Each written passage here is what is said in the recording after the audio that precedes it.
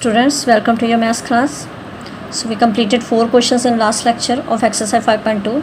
Now question number 5 is find the number of terms in AP 7, 13, 19 and the last term given is 205. तो हमने यहाँ पे number of terms find करनी है. तो जब भी किसी AP की नंबर ऑफ़ टर्म्स फाइंड करनी है मीन्स हमने ये फाइंड करना है कि इस AP की टोटल कितनी टर्म्स होंगी. तो उसके लिए हमने वही nth टर्म वाला फॉर्मूला अप्लाई करना होता है, n फाइंड करना होता है. और इस केस में हमें हमेशा लास्ट टर्म दी जाती है. तो जो लास्ट टर्म होगी उसे हमेशा हम nth टर्म मान के चलेंगे कि मान लो कि जो 200 अब यहाँ पे जैसे 205 है वो मान लेते हैं कि इस AP की nth पोजीशन की कोई टर्म है. तो इसे हम nth टर्म मान के चलेंगे और nth टर्म हमारे पास 205 होगी. A और D हम अपने क्वेश्चन में से फाइंड कर सकते हैं. तो फॉर्मूला अप्लाई करके जो वैल्यूज़ गिवन है वो फिल कर देनी है और उसमें से हमने n की वैल्यू फाइंड कर देनी है. सो यहाँ पे हमारे पास A है 7, कॉमन डिफरेंस है 13 minus 7 means 6 and here nth term let nth term is 205 which is given to us. अब ए एन यहाँ पे है हमारे पास. तो ए एन का फॉर्मूला अप्लाई करेंगे a plus n minus 1 into D is equal to 205. तो अब यहाँ पे हमारे पास a की वैल्यू भी है d की वैल्यू भी है. So we will fill the values. a is 7 plus n minus 1 into d that is 6 is equal to 205. So we will solve it. 7 plus अब 6 को n से मल्टीप्लाई किया 6n, 6 को 1 से किया -6 is equal to 205.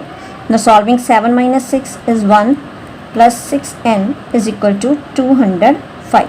तो अब यहाँ पे हमारे पास पहले 1 को शिफ्ट करेंगे. 6n will be equal to 205 minus 1. So we get 6n is equal to 204 and n will equal to 204 divided by 6. तो dividing by 6, 6 3 the 18, 6 4 the 24. So we get n is equal to 34. It means जो हमारे पास series given है 7 से लेकर 205 तक ये total कितनी terms है हमारे पास इस AP की 34 टर्म्स है. So our answer is 34 terms. Now similarly in second part is 18, 15 and half, then 13 up to सोन -47. तो मिक्स फ्रैक्शन को इम्प्रॉपर बना लिया हमने. अब मेरे पास यहाँ पे फर्स्ट टर्म है 18 और कॉमन डिफरेंस है. सेकंड में से फर्स्ट टर्म माइनस की 31 माइनस 2 में से 18 माइनस किया वी विल गेट -5/2.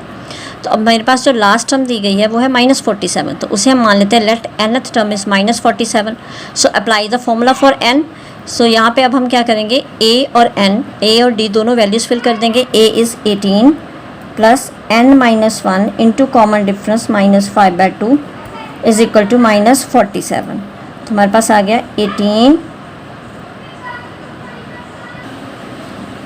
सो सबसे पहले यहाँ से हम 18 को शिफ्ट कर लेते हैं. यहाँ पे आ गया n माइनस 1 मल्टीप्लाई बाय -5/2. तो 18 इधर माइनस हो जाएगा -47 -18. तो यहाँ पे आ गया हमारे पास 8 7 15 -65. अब यहाँ पे 5/2 को हम शिफ्ट करेंगे. n/2 इंटू -5/2 है हमारे पास. अब 5/2 को शिफ्ट किया 2 इधर मल्टीप्लाई हो जाएगा और 5 डिवाइड कर देगा. So we get n minus 1 is equal to -65 multiply 2 upon -5. Minus minus will cancel. 5 here comes 13. So हमारे पास n माइनस 1 आ गया 13 टू द 26 और n is equal to 26 plus 1 27. So हमारे पास n की वैल्यू आ गई 27. सो मीन्स इस AP में हमारे पास कितनी टर्म्स हैं 27 terms. Now question number 6 is check whether -150 is a term of AP 11, 8, 5 and 2. अब यहाँ पे हमारे पास एक AP है 11, 8, 5 and 2 और हमने चेक करना है कि -150 इस AP का कोई पार्ट होगा या नहीं होगा. मतलब इस AP की. तो यहाँ पे हमारे पास A है 11, common difference is 8 minus 11 that is -3. तब -150 को चेक करना है कि क्या वो इस सीरीज़ का एक मेंबर है. मतलब इस सीरीज़ की कोई टर्म हो सकती है -150. तो उसके लिए हम क्या करेंगे जिस टर्म को हमने चेक करना है कि क्या वो इस सीरीज़ की टर्म है तो हम उसे nth टर्म मान के चलेंगे. लेट के जो -150 है that is nth term of the given AP. हम मान के चलते हैं कि ये -150 इस AP की एक टर्म है और कौन सी पोजीशन की टर्म है वो हम nth पोजीशन की मान लेते हैं कि इसलिए मैंने मान लिया कि let an is equal to -150. तो यहाँ से हम यूजिंग an फॉर्मूला हम n की वैल्यू फाइंड करेंगे. तो n की वैल्यू डिसाइड करेंगे कि -150 इस AP की टर्म हो सकती है या नहीं. तो देखो n हम फाइंड कर, n हमारे पास क्या है, नंबर ऑफ टर्म्स, मतलब कि जितनी टर्म्स AP की हैं उसे हम n से डिनोट करते हैं। तो नंबर ऑफ टर्म्स मतलब टर्म्स की गिनती है कि कितनी टर्म्स है। तो गिनती जो है किसी चीज़ की हम काउंटिंग करते हैं वो कभी भी नेगेटिव या फ्रैक्शन में नहीं करते, वो हमेशा होल नंबर्स में होती है। तो दैट मीन्स कि n का आंसर ही डिसाइड करेगा कि n का आंसर हमारा किस टाइप का आता है, वही डिसाइड करेगा कि -150 इसकी टर्म हो सकती है या नहीं। अगर n फ्रैक्शन में आ गया या n का आंसर नेगेटिव आ गया, दैट मीन्स -150 इस AP की टर्म नहीं है। अगर n का आंसर पॉजिटिव वैल्यू कोई आई तो दैट मीन्स वो इस सीरीज़ का मेंबर है। तो दैट मीन्स अब इस सीरीज़ में से, इस फॉर्मूले में से हम n फाइंड करेंगे। a is 11 plus n-1, common difference is -3। सो हमारे पास आ गया -150। अब 11 -3 से n को मल्टीप्लाई किया -3n, -3 को -1 से किया +3 इज इक्वल टू -150। तो हमारे पास आ गया 11 और 3 दोनों को प्लस किया 14 -3n इज इक्वल टू -150। तो -3n 14 को शिफ्ट करते हैं इधर, -150 -14। तो हमारे पास आंसर बना राइट हैंड साइड पे -164 और हमारे पास यहाँ है -3n। Negative negative sign will cancel, तो n हमारे पास आ गया 164 डिवाइडेड बाय 3। तो अगर हम इसे डिवाइड भी कर देते हैं तो ये एग्जैक्टली डिविजिबल नहीं होगा। सी 3 5 ज़ा 15, 3 4 ज़ा 12, तो हमारे पास आंसर आ रहा है 54 एंड 2/3। तो मीन्स कि ये किसी भी पर्टिकुलर नंबर ऑफ टर्म की पोजीशन नहीं हो सकती, क्योंकि किसी भी टर्म की पोजीशन जो होगी वो एक पॉजिटिव नंबर में होगी कि हाँ, जहाँ तो पोजीशन का मतलब first, second, third, fourth, fifth कोई भी पोजीशन हो सकती है, but this is not any position. So it means therefore but n here can not be in fraction, ये फ्रैक्शन में भी नहीं हो सकता। रीज़न वही है कि हम टर्म्स को काउंट कर रहे हैं, वो जो काउंटिंग आएगी वो n बनेगा। तो n 54 एंड 2/3 टर्म कोई भी नहीं हो सकती। सो -150 is not a term of given AP, of given AP। Now next question is find the 31st term of an AP। तो यहाँ पे मैं अंडरलाइन कर रही हूँ टर्म्स को। 31st टर्म फाइंड करनी है of an AP whose 11th term is given which is 38 and 16th term is 73। Now see the question is कि हमने जो फाइंड करना है, हमेशा कभी भी प्रॉब्लम सम आता है AP का, सबसे पहले ये देखो कि स्टेटमेंट में जो चीज़ें गिवन है उनके सिम्बल्स क्या हैं। फाइंड क्या करना है, 31st term means A31 we want to find here of an AP whose. अब गिवन में क्या है, 11th टर्म, 11th टर्म को हम लिखेंगे A11 that is 38 and 16th term and A16 which is 73। Means हमारे पास क्या है कि एक AP है जिसकी 11th और 16th टर्म हमें पता है, हमने उसकी 31st टर्म निकालनी है। अब ये है कि अब किसी भी मिसिंग टर्म को फाइंड करने के लिए हमारे पास दो वैल्यूज़ नोन होनी चाहिए, एक तो उस AP की फर्स्ट टर्म, दूसरा कॉमन डिफरेंस। अगर ये दोनों चीज़ें पता हो तो हम कोई भी टर्म निकाल सकते हैं AP की। अब ये कहाँ से निकलेंगी, अब जो वैल्यूज़ हमें हमारे पास गिवन है उन्हीं को यूज़ करके हम A और D फाइंड करेंगे। सी ये वही केस हो गया जैसे हमने थर्ड पार्ट के क्वेश्चंस में किया था। यहाँ पे फर्स्ट टर्म और कॉमन डिफरेंस कुछ नहीं है। अब जो टर्म्स दी गई हैं दोनों में से दो इक्वेशंस बनेंगी, उन इक्वेशंस पे एलिमिनेशन अप्लाई होगा जिसके साथ A और D की वैल्यूज़ निकाली जाएंगी and after that we will find the 31st term. तो मेरे पास है A11 इज़ 38। A11 का फॉर्मूला बनेगा A + 10D is equal to 38, equation number 1। और दूसरा मेरे पास है A16 दैट इज़ 73 और A16 का फॉर्मूला बनेगा A + 15D is equal to 73। तो यहाँ पे मैं वही फॉर्मूला यूज़ कर रही हूँ using AN is equal to A + n-1 into D। तो मैंने डायरेक्टली फॉर्मूलाज अप्लाई किए। A11 है तो A + 10D हो जाएगा, A16 है तो A + 15D। अब दोनों को सब्ट्रैक्ट कर लेते हैं, फर्स्ट में से सेकंड इक्वेशन A + 10D और दूसरी मेरे पास है A + 15D is equal to 38 and 73। अब एलिमिनेशन यूज़ किया तो नीचे इक्वेशन के साइन चेंज कर देते हैं माइनस करने के लिए। So we get here -15 + 10 -5D, here 13 - 8 will be 5, 6 - 35। Negative negative sign will cancel. तो हमारे पास जो D की वैल्यू बन रही है दैट इज़ 35/5 विच इज़ 7। तो it means D is equal to 7। अब ए फाइंड करना तो हम फर्स्ट या सेकंड इक्वेशन किसी में भी डी की वैल्यू फिल कर सकते हैं. Now put value of D in equation first. तो फर्स्ट इक्वेशन हमारे पास है a plus 10d is equal to 38. अब d की वैल्यू जो हमने फाइंड की है दैट इज़ 7. तो यहाँ पे हम d की वैल्यू फिल कर देंगे. a plus 10 into 7 is equal to 38. So a plus 70 is equal to 38. तो a हमारे पास हो गया 38 minus 70 and it will be equal to 10 minus 8 2 and 6 में 32 माइनस 32. तो हमारे पास दोनों चीज़ें आ गई. a मेरे पास माइनस 32 है और कॉमन डिफरेंस मैंने फाइंड किया 7. तब फाइंड क्या करना था हमने फाइनली 31st टर्म. तो 31st टर्म फाइंड करनी है. सो a31 का फॉर्मूला क्या बनेगा using an formula. a plus अब यहाँ पे 31 है तो d के साथ 30 आएगा 30d. Here a is minus 32 plus 30 and the common difference is 7. तो 30 के साथ d मल्टीप्लाई हो रहा है 30 इंटू 7. तो ये हो गया माइनस 32 प्लस 210. तो ये आ गया हमारे पास. तो after so we get minus 32 plus 30 into 7 minus 32 plus 210.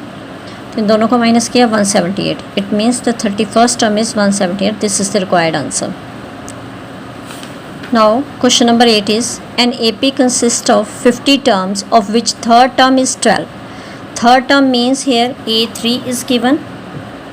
A3 is given and the last term is 106. Last term हमारे पास होती है nth टर्म और यहाँ पे स्टार्टिंग में कहा गया कि एक AP में 50 टर्म्स है. दैट मीन्स n हमारे पास 50 है.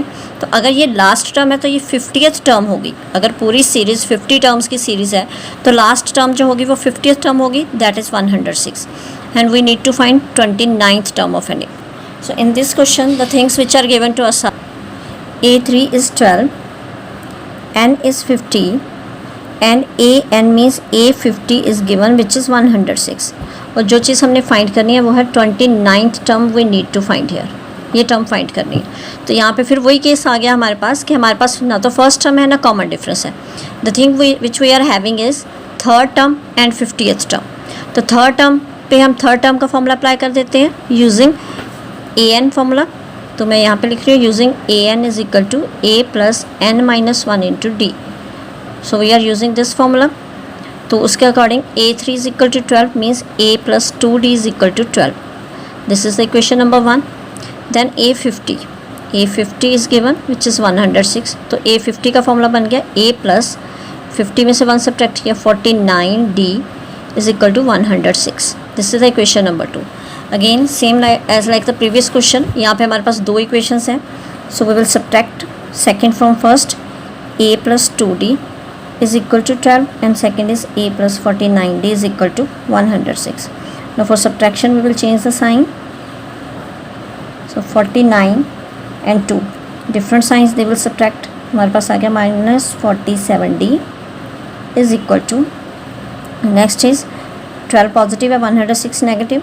So 6 minus 2 4 10 minus 1 4 and 10 minus 1 is 9. So we get minus 94.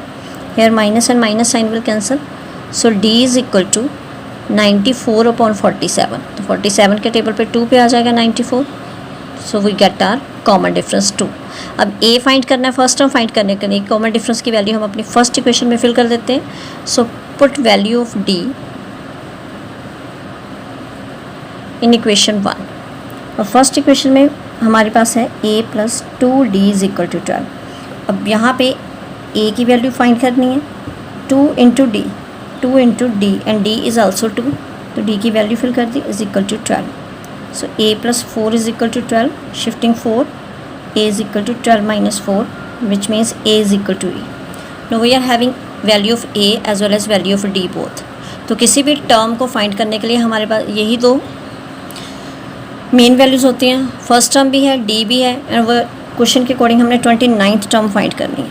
29 हमारे पास हो जाएगा a प्लस अब 29 टर्म है तो d के साथ आएगा 28. So here a is 8 plus 28 multiply d is 2. सो हमारे पास है 8 plus 56 it is 8 plus 6 14 so 64. It means 29th term of this AP is 64. Now question number 9 is, if third and ninth term of AP are 4 and minus 8 respectively, which term of this AP is 0? Third term means A3 they are talking, ninth term means they are talking about ninth term. अब third और ninth terms given है, third term है 4 और ninth term है -8, तो हमने find करना है कि इस एपी की कौन सी टर्म होगी जो 0 के इक्वल होगी। तो अब कौन सी टर्म होगी, तो वो हम मान लेंगे कि nth पोजीशन वाली टर्म है जो 0 है, तो इट मीन्स हम ए एन को 0 मान के चलेंगे यहाँ पे। We are having third term and ninth term, तो A3 4 है, A9 -8 है। अब पूछा गया कि कौन सी टर्म 0 है, तो हम वो मान लेते हैं कि nth पोजीशन वाली जो टर्म है वो 0 है। Let an is equal to 0, क्योंकि 0 अगर इस सीरीज़ की कोई टर्म है तो वो nth पोजीशन पे होगी और वो n हमें बता देगा कि 0 इसकी कौन सी टर्म है। So here A3 is given, तो A3 is equal to 4 means A + 2D is equal to 4। This is question number 1।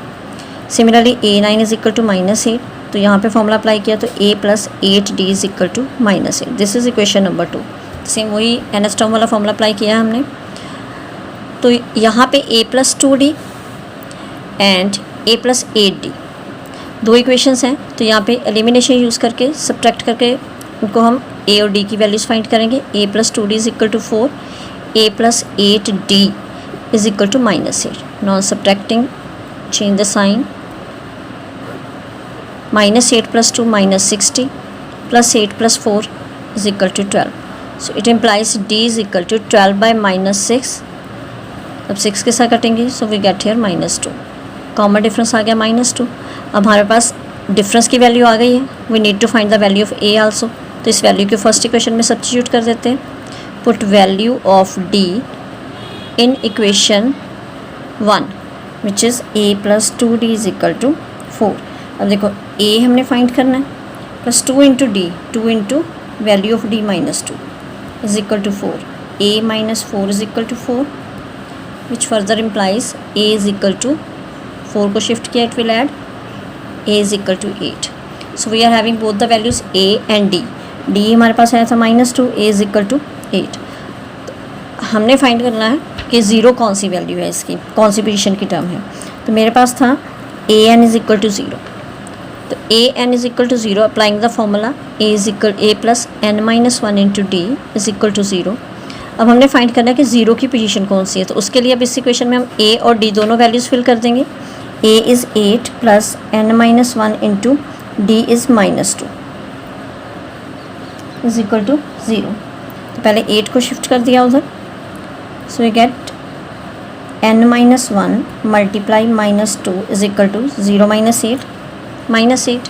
और -2 को शिफ्ट किया, ये डिवाइड करेगा, n - 1 is equal to -8 divided by -2, so it is equal to 4। तो हमारे पास value आ गई n - 1 is equal to 4, it means n is equal to 4 + 1 5।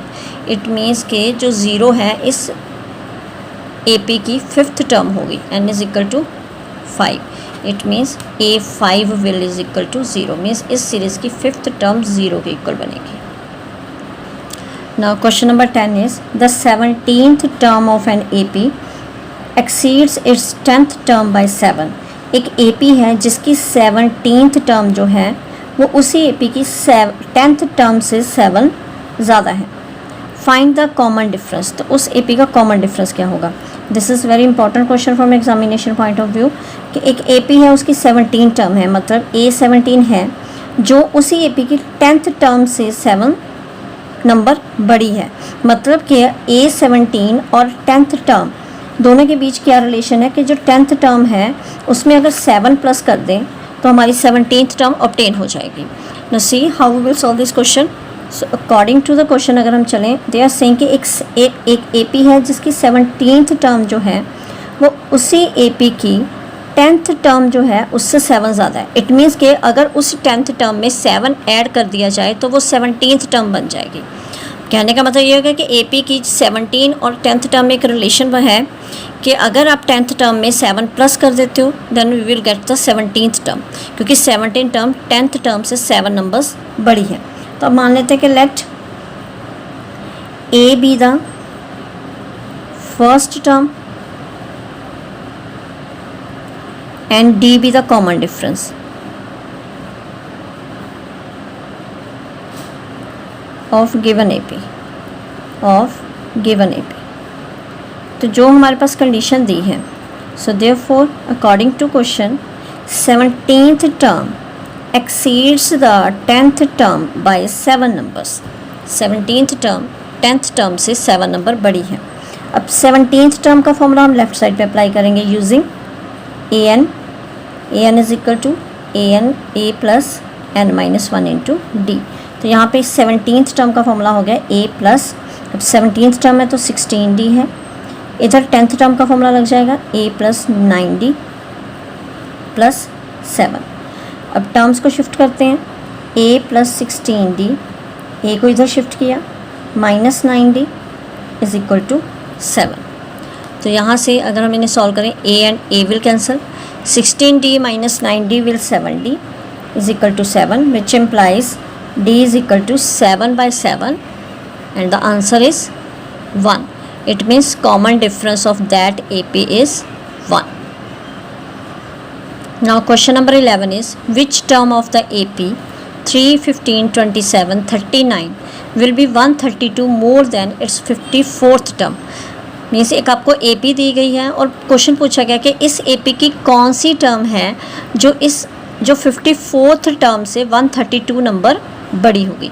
मतलब एक ऐसी टर्म भी इस सीरीज़ में है जो 54th टर्म से 132 नंबर्स बड़ी है। मतलब कि 54th टर्म में अगर वो 132 ऐड कर दें तो वो रिक्वायर्ड टर्म बन जाती है। See how we will solve. So given AP is 3, 15, 27 and 39, जिसमें फर्स्ट टर्म 3 है, कॉमन डिफरेंस हमने फाइंड कर लिया, 15 माइनस 3 इज 12। तो क्वेश्चन में एक 54th टर्म की बात की गई है कि 54th टर्म पहले हम फाइंड कर लेते हैं कि कौन सी बनेगी, a प्लस 53d। तो a मेरे पास है 3 plus 53 multiply common difference is 12। So when we solve it we will get 636। So a 54th term is 639। अब 54 टर्म की बात की और क्वेश्चन में ये कहा गया है कि इस AP की एक पर्टिकुलर टर्म है जो इस टर्म से 132 ज़्यादा है। मीन्स कि वो टर्म कौन सी है, तो एज पर एजम्पशन हम यहाँ पे क्या करेंगे, उस टर्म को nth टर्म मान के चलेंगे। Now let a and b the term, the a and वो टर्म है सच दैट कि वो इस 54th टर्म से a n किसके इक्वल है, जो इसकी 54th टर्म है सीरीज़ की उससे 132 नंबर बड़ी है। मतलब कि अगर वही 132 नंबर हम इसमें ऐड कर दें तो वो nth टर्म बन जाएगी जो रिक्वायर्ड है, plus 132 means nth term is 132 more than the 54th term. तो 54 टर्म में 132 प्लस करके nth टर्म आ जाएगी। तब दोनों साइड यहाँ पे हम an का फॉर्मूला अप्लाई कर देते हैं, a plus n minus 1 into D, और 54 टर्म हमने फाइंड किया 639 प्लस 132। सो हमारे पास इक्वेशन बनी a plus n minus 1 into D is equal to 639 plus 132। So a हमारे पास था 3 plus n minus 1 into D is 12 is equal to 771। तो पहले हमारे पास 3 प्लस 12 को मल्टीप्लाई करवाया, 12n minus 12 is equal to 771। तो यहाँ पे आ गया 3 और माइनस 12 को सॉल्व किया, minus 9 plus 12n is equal to 771। Now shifting minus 9, 12n will equal to 771 plus 9. So we will get 12n is equal to 9 plus 1 10, 8 780, and n is equal to 780 by 12. So dividing it by 12, 12 1 the 12, जब 780 को divide किया 12 6 the 72, 8 minus 6 8 minus 2 will be 6, 12 5 the 60. So n is equal to 65। It means कि वो जो term 54th term से 132 ज़्यादा है वो कौन सी टर्म है, A65 is the required term.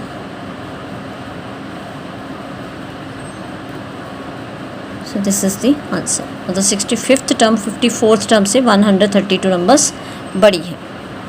Now question number 12 is 2 APs have same common difference. 2 APs हैं जिनका कॉमन डिफरेंस दोनों का ही सेम है। अगर एक का डी है तो सेकंड का भी डी है।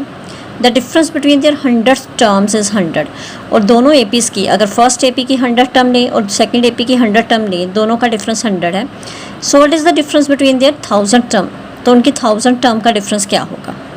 सी, तो यहाँ पे पहले दो एपीज एज्यूम करेंगे, उनमें एक कॉमन डिफरेंस सेम है, तो हम कॉमन डिफरेंस के लिए सेम सिंबल यूज़ करेंगे, और बाकी उनके जो फर्स्ट टर्म है तो उसके लिए हम डिफरेंट सिंबल्स लेंगे। See how, so we are talking about two APs, first AP and second AP. तो फर्स्ट एपी के लिए मान लेते हैं कि फर्स्ट टर्म कैपिटल ए से मैं डिनोट कर रही हूँ, कॉमन डिफरेंस डी, और सेकंड एपी के लिए फर्स्ट टर्म स्मॉल ए से डिनोट किया और common difference d. D common difference इसलिए सेम है क्योंकि क्वेश्चन में कहा गया है they are having same common difference. तो हमारे पास क्या है फॉर्मूला, हमारे पास nth टर्म का using a n is equal to a plus n minus 1 into D. तो फर्स्ट स्टेटमेंट में कहा गया, फर्स्ट लाइन में the difference between their 100th term, मतलब दोनों की 100 टर्म का डिफरेंस। इट मीन्स पहले हमारे पास फर्स्ट एपी की 100 टर्म होनी चाहिए, वो हो जाएगी ए प्लस 99D, और दूसरी एपी की 100 टर्म है ए 100, वो हो गई a plus 99D। According to question दोनों का difference, according to question a 100 minus a 100 that is given कि दोनों की 100 टर्म का जो डिफरेंस है वो 100 है, मतलब 100 term of first term and 100 term of second AP, दोनों का डिफरेंस 100 के इक्वल है। तो यहाँ पे दोनों की वैल्यूज़ फिल कर देते हैं। ए 100 इसकी वैल्यू है ए प्लस 99D, तो यहाँ पे फिल किया ए प्लस 99D, उसमें से माइनस किया सेकेंड एपी की 100 term a plus 99D is equal to 100। तो इससे जब हमने सॉल्व किया we get a plus 99D। अब माइनस है तो साइन माइनस का ब्रैकेट में के अंदर साइन चेंज हो जाएंगे, 99D is equal to 100, so this will cancel, so we get a minus a is equal to 100 and a met equation number 1. So we get a minus a is equal to 100 as first equation. अब find क्या करना है हमने, दोनों की 1000 टर्म में डिफरेंस, so we have to find 1000 term of first AP minus 1000 term of 1000 AP. अब फर्स्ट एपी की जो 1000 टर्म हो गई using same a n formula, तो वो हमारे पास हो गया ए प्लस, अब अगर 1000 टर्म है तो डी के साथ एक नंबर लेस 999D, उसमें से माइनस की सेकंड टर्म की 1000 टर्म, वो हो गई ए प्लस 999D। तो ब्रैकेट ओपन की ए प्लस 999D, साइन दोनों के चेंज, माइनस से minus 999D, so these terms will cancel. तो हमारे पास आंसर आ गया ए माइनस सी, मीन्स के दोनों की 1000 टर्म का डिफरेंस हमारे पास आया capital a minus small a. तो वो वैल्यू हमारे पास फर्स्ट इक्वेशन में है which is equal to 100। A minus a दोनों का डिफरेंस हमारे पास कितना आया था 100, तो ये हमारे पास आ जाएगा 100 using first equation, using equation first. So it means the difference between there 1000 term will also 100, means अगर 100 टर्म का डिफरेंस 100 है तो 1000th टर्म का डिफरेंस भी उनका क्या होगा 100। This is the answer. Question 13, how many 3 digit numbers are divisible by 7, कि हमारे पास कितने 3 डिजिट नंबर्स हैं जो 7 के साथ डिविजिबल हैं, मतलब जिन्हें 7 डिवाइड कर सकता है। तो हमें सिर्फ 3 डिजिट नंबर्स देखने हैं, तो हम ये देखेंगे कि हमारे पास सबसे छोटा नंबर पहले 7 डिजिट से डिविजिबल कौन सा है वो चेक करेंगे, उसके बाद लास्ट वाला 3 डिजिट नंबर जो 7 से डिविजिबल है वो देखेंगे। तो उसके लिए पहले मैं आपको रूल बता देती हूँ क्या है कि 3 डिजिट वाला सबसे पहला नंबर जो 7 के साथ डिविजिबल है, इसकी एक ट्रिक भी बता देती हूँ कि कैसे हम फाइंड कर सकते हैं। हमें पता है कि 3 डिजिट वाला सबसे छोटा नंबर 100 है, तो 100 को मैंने 100 ले लिया, 3 डिजिट वाला स्मॉलेस्ट नंबर 7 से डिवाइड करते हैं क्योंकि 7 के साथ डिविजिबिलिटी देखी गई है, करने के लिए कहा गया है। तो 7 1 द 7, 10 - 7 is 3, 7 4 द 28 है ना, तो हमारे पास रिमाइंडर आ गया 2। अब क्या करना है, जो 3 डिजिट वाला स्मॉलेस्ट नंबर है उसमें से रिमाइंडर माइनस कर दो 98, मतलब कि ये 98 वो नंबर है, 2 डिजिट वाला नंबर है सबसे बड़ा जो 7 के साथ डिविजिबल है, लेकिन हमें 2 डिजिट वाला नहीं चाहिए, हमें 3 डिजिट वाला चाहिए। तो क्योंकि 7 के टेबल की बात हो रही है तो इसमें 7 प्लस करके जो नेक्स्ट नंबर बनेगा वो 3 डिजिट वाला फर्स्ट नंबर होगा जो 7 से डिविजिबल है, तो वो बन गया 105। इट मीन जो हमारी एपी बनेगी उसका फर्स्ट नंबर बनेगा 105। अब क्योंकि 7 के साथ डिविजिबिलिटी मीन 7 का टेबल देख रहे हैं, तो नेक्स्ट टर्म बन जाएगी 7 प्लस करके 112 and so on. Know the question is here कि कितनी ऐसी टर्म्स हैं 3 डिजिट वाली जो 7 के साथ डिविजिबल हैं। तो उसके लिए अब हमने क्या करना है, हमारे पास a आ गया 105, कॉमन डिफरेंस दोनों को सब्ट्रैक्ट करके जो भी टेबल है वही कॉमन डिफरेंस बनेगा 7। तो हम मान लेते हैं यहाँ पे एक और चीज़ हमें लास्ट टर्म भी देखनी पड़ेगी, क्योंकि हमने नंबर ऑफ़ टर्म्स फाइंड करनी है। उसके लिए हमें यहाँ पे लास्ट नंबर भी 3 डिजिट वाला पता होना चाहिए। तो अब हम जैसे हमने स्टार्टिंग वाला नंबर फाइंड किया कि सबसे छोटा नंबर 3 डिजिट वाला, उसे 7 से डिवाइड करके जो रिमाइंडर आया माइनस करके फिर 7 प्लस करके 105 लिया। तो अब हमने सबसे लास्ट वाला डिजिट देखना है, जो 3 डिजिट नंबर देखना है जो 7 के साथ डिविजिबल है। तो उसके लिए सबसे पहले देखेंगे कि सबसे बड़ा 3 डिजिट वाला नंबर है 999। इससे बड़ा आगे 4 डिजिट शुरू हो जाते हैं, ये सबसे बड़ा है। तो पहले सबसे बड़े नंबर को 7 के साथ डिवाइड करते हैं। 7 1 7, 7 4 28, देन 7 2 14, 5 रिमाइंडर आ गया। तो मेरे पास सबसे बड़ा 3 डिजिट वाला नंबर 999 है जो 7 से डिविजिबल नहीं है। तो इसमें से रिमाइंडर माइनस कर देते हैं। 999 में से 5 माइनस किया, वी गेट 994। दैट मीन्स कि 994 जो है वो सबसे बड़ा 3 डिजिट वाला नंबर है जो 7 के साथ डिविजिबल है। अब इसमें आगे 7 प्लस करने की ज़रूरत नहीं है जैसे हमने ऊपर किया था। उसका रीज़न ये कि अब अगर इसमें हम 7 प्लस कर देंगे तो हमारा 4 डिजिट वाला नंबर आ जाएगा, लेकिन हमें सिर्फ 3 डिजिट वाला चाहिए। सो हमारे पास जो यहाँ पे सीरीज़ का लास्ट नंबर बनेगा वो बनेगा 994। तो लास्ट नंबर को हम मानते हैं an। तो यहाँ पे an आ गया 994। So applying the formula a plus n minus 1 into d is equal to 994. A is 105 plus n minus 1 into common difference is 7 is equal to 994. So 105 plus 7 के साथ मल्टीप्लाई करवा दिया ब्रैकेट में, 7n minus 7 is equal to 994. तो हमारे पास आ गया 105 में से 7 माइनस किया, we will get 98 plus 7n is equal to 994. Now shifting 98 on right hand side, 7n will be 994 minus 98. So we will get 14 minus 8, that is 6. Then here comes 18 minus 9 is 9 and 8, 896. So n हमारे पास आ गया 896 divided by 7. So when we divide it by 7 we will get 128. So it means 128 3 digit वाले numbers हैं हमारी counting में जो 7 के table पे आते हैं, जो 7 के साथ डिविजिबल हैं, जिन्हें 7 डिवाइड कर सकते हैं। So next question is how many multiples of 4 lie between 10 and 250। Means के 10 और 250 के बीच कितने नंबर हैं जो 4 के साथ डिविजिबल हैं, जो 4 के मल्टीपल्स हैं। तो 10 तो 4 का मल्टीपल नहीं है, तो 10 के बाद पहला कौन सा नंबर है जो हमारे पास 4 के टेबल पे आता है, दैट इज़ 4 3 12। तो दैट मीन्स 12 से हमारी सीरीज शुरू हो जाएगी। अब 250 को हम डिवाइड करके देख लेंगे कि 4 के साथ डिविजिबल है कि नहीं है, वो चेक करके अगर ये नहीं है तो जितना रिमाइंडर आ गया वो माइनस करके हमें वो नंबर पता चल सकता है जो 4 के साथ डिविजिबल होगा। तो अब सबसे पहले सीरीज़ बनाते हैं। सी 10 के बाद फर्स्ट नंबर जो 4 के टेबल पे आता है that is 12, then 16, then 20 and so on. Now they are talking about between 250. अब देखो 250 को 4 के साथ डिवाइड करके देख लेते हैं। 4 6 24, 4 2 8। इट में ये नंबर 4 के साथ डिविजिबल नहीं है, तो ये इसका मल्टीपल है ही नहीं। तो अगर मल्टीपल फाइंड करना है कौन सा होगा, तो वो उसके लिए हम क्या करेंगे, जैसे लास्ट क्वेश्चन में किया, रिमाइंडर माइनस कर लेते हैं। सो 250 में से 2 माइनस कर दो, 248। इट मीन्स 250 से पहले 248 ऐसा नंबर है जो 4 के साथ डिविजिबल है। So we got the R A P. तो हमारी ए पी ये बन गई।